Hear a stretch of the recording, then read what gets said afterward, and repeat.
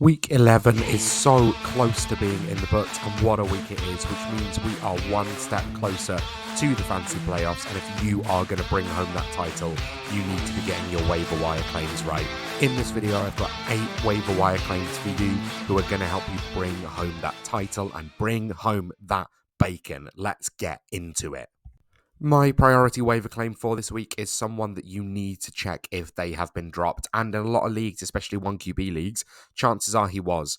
Anthony Richardson is only 41% rostered on Sleeper. He finished as the quarterback 4 this week with 2 rushing touchdowns and a passing touchdown. That's a mark that he hasn't hit since week 1 when he was also the QB4. Aside from that, he's basically been outside the top 20 when he's been playing. Obviously, he very famously was benched for Joe Flacco a few weeks ago. They did 2 weeks of the Joe Flacco experiment. It looked awful. They went back to AR and they beat the Jets. Now, I don't know what Anthony Richardson's been learning from watching Joe Flacco turn the ball over 4 or 5 times a game. But clearly, whatever it is, it was working. Anthony Richardson looked like his footwork was a lot tighter, looked like he was much more willing to take what was given to him by the defense, but also some of those special throws, the throw to Josh Downs where he's in the middle of being tackled, but the arm strength is so incredible that he can just rip it 30 yards to Josh Downs and also lead him into space as well. It's a special throw. This guy can be a special player. He's kind of matchup proof because of his ability to make special plays on the ground, but also he's absolutely gigantic. He's going to be a red zone threat every time the Colts manage to get the ball down there. I'm so happy for Anthony Richardson that he's featuring in this video and that he led his team to a win. I thought the benching was genuinely insane, but if people dropped him over that time, especially in Superflex leagues, this is the highest FAB amount that I've ever recommended someone spend. I would go and get him as an absolute priority. Jonnu Smith was the tight end 2 on the week with 6 receptions for 101 yards and 2 touchdowns. Now, I've not included Taysom Hill on this, despite the fact he had one of the most insane weeks we've ever seen, because you know what you're getting with Taysom. He is going to blow up occasionally, not normally that insane, but that is going to happen. It is going to be very up and down. The mad thing with Jonnu Smith is obviously he was the tight end 2 this week. Per Hayden Winks of Underdog, it was on tight end 3 expected fantasy points, just behind Brock Bowers and Taysom Hill, as previously mentioned. When you look back across the last few weeks in terms of target share, Jonnu Smith has 1 more target than Tyreek Hill. He's been the most targeted player on this offense all 3 of those weeks, or joint most targeted some of those weeks. So this isn't a tight end blow-up game that we didn't really see happening. This isn't when someone off the bench goes out for, a massive score, a massive touchdown. Jonnu Smith was brought in this offseason to be a key part of this offense. What we didn't expect was for him to be the main part of this offense in the passing game, ahead of Tyreek Hill and Jalen Waddle. But that seems to be the case with the way that they're putting together their offense. Jonnu Smith is absolutely here to stay, and he has a relatively good schedule going for the rest of the season. The Dolphins' offense is starting to ascend. It's starting to be able to put drives together in a way that it wasn't. But it seems like the focal point of that offense is Jonnu Smith. He's only 50% rostered on Sleeper, which is genuinely insane. You need to go and get him. This is probably a top 5 tight end the rest of the season. If you are enjoying this video, I would really appreciate if you would consider liking and subscribing. We are steadily approaching 300 subscribers, which is absolutely insane. But after last week's waiver video went for 4,500 views, it did help just a little bit. Hopefully this one can do the same thing. I would really appreciate if you would be willing to join me on this journey. And you can do so just by scrolling down a little bit and just clicking a little button. That's all it really takes. So hopefully that's something you're willing to do.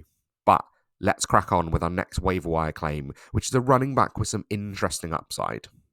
Roschon Johnson was the RB20 on the week. Now, this is almost entirely because of the touchdown that he scored, but the reason that I want to highlight him is because he is getting all of the red zone work. He's a very short and very powerful back, and the touchdown, if you go back and watch it, is really a case of, you can see that he's been coached, that you win if you get underneath. He gets incredibly low and powers his way through to the end zone. This wasn't the only red zone work that he had in this game. He had 2 other goal line carries. Very much when the Bears get down to the goal line, they rotate out DeAndre Swift. They bring in Roschon Johnson to try and punch it home. The reason that I wanted to highlight him is because, first of all, it provides a pretty safe floor if you know you're going to get the goal line work, but also the Bears' offense is improving. Getting rid of Shane Waldron, no surprises, did actually help. So if they're going to be getting down to the goal line far more often, Roschon Johnson is probably someone that you can look to rely upon. Slightly more, hopefully. He's very low percent rostered on Sleeper as well, only 14%.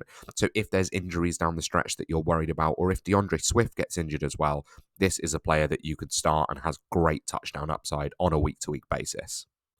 Jeudy was the wide receiver 5 on the week, absolutely exploding for nearly 150 yards and a touchdown on 8 targets with 6 receptions. The reason that I've included him as kind of a slightly lower percentage fab bid is because this is going to change every single week. We've seen the Cedric Tillman blow-up games. We've seen now the Jeudy blow-up game. Elijah Moore scored a touchdown in this game and had a couple of big plays as well. The Browns' offense is definitely improving with Jameis Winston. We're going to get onto that a little bit later. I don't think you can ever be confident in which one that you're going to start.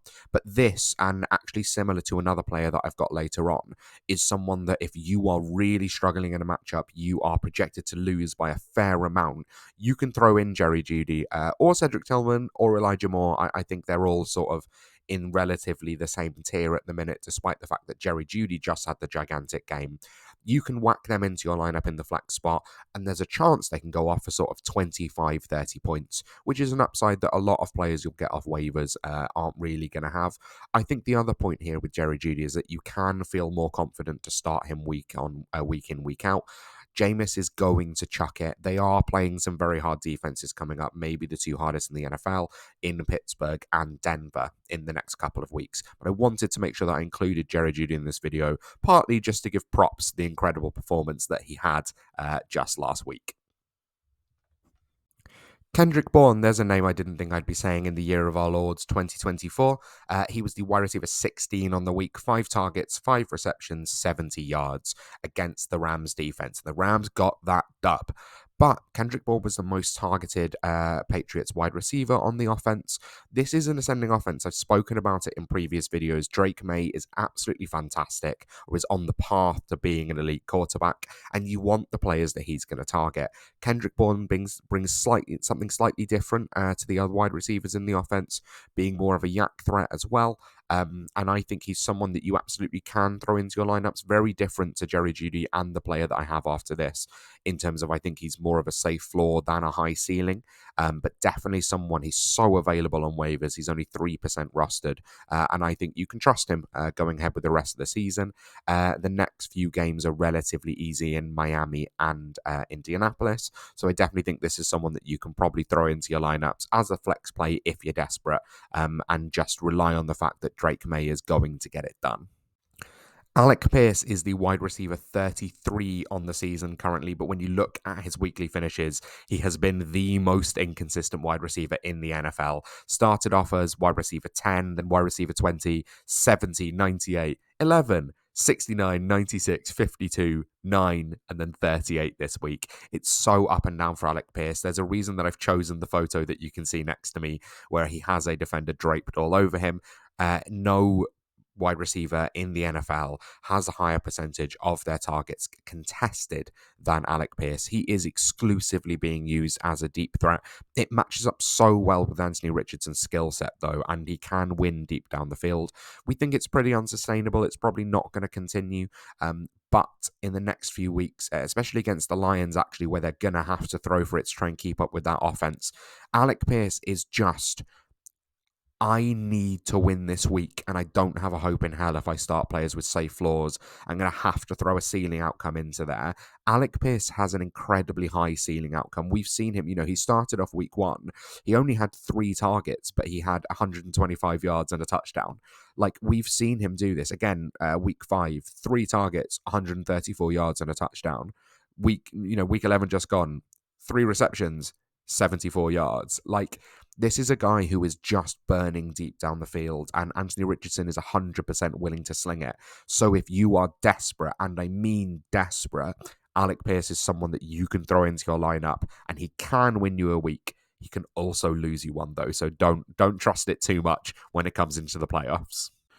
Now, I'm annoyed at Will Disley, and I'm going to tell you a story before I start telling you why you should pick him up. In a crucial home league matchup against someone that I'm vying against to make playoffs, I noticed that he still had Dalton Kincaid. So he didn't have any other tight end, even though I had multiple. I picked up a bunch of them off the waiver wire to just try and block him out of anyone viable that he could pick up. He picked up Will Disley, who finishes the tight end 7 on the week, and he beat me, and it's probably going to make playoffs ahead of me.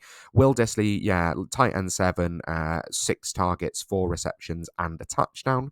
In the last 6 weeks, he's only had one matchup where he's seen less than 5 targets. Will Disley is a key part of this offense. We've seen it with him before that he can really sort of pull things out of the water that you're not expecting, and he is being used in this offense in the passing game. So definitely someone that's going to stay viable and someone that should be on your radar for the rest of the season. Now, the final player that I want to talk about today is Jameis Winston, and part of this is just to highlight the fact that in a game where they scored 14 points, Jameis Winston threw for nearly 400 yards and finished as the quarterback 6. This is absolutely unbelievable to throw for 395 yards and 2 touchdowns, and your team gets absolutely blown out by essentially just Taysom Hill. The reason that I wanted to bring him up, I wouldn't be looking to spend a huge amount of fab on him. In the 3 games that he has played, he's had 2 finishes inside the top 12 quarterbacks. It's always going to be an up and down experience with Jameis Winston. It's not someone I'd be looking to spend a huge amount of fab on, but definitely someone that is going to be viable week in, week out.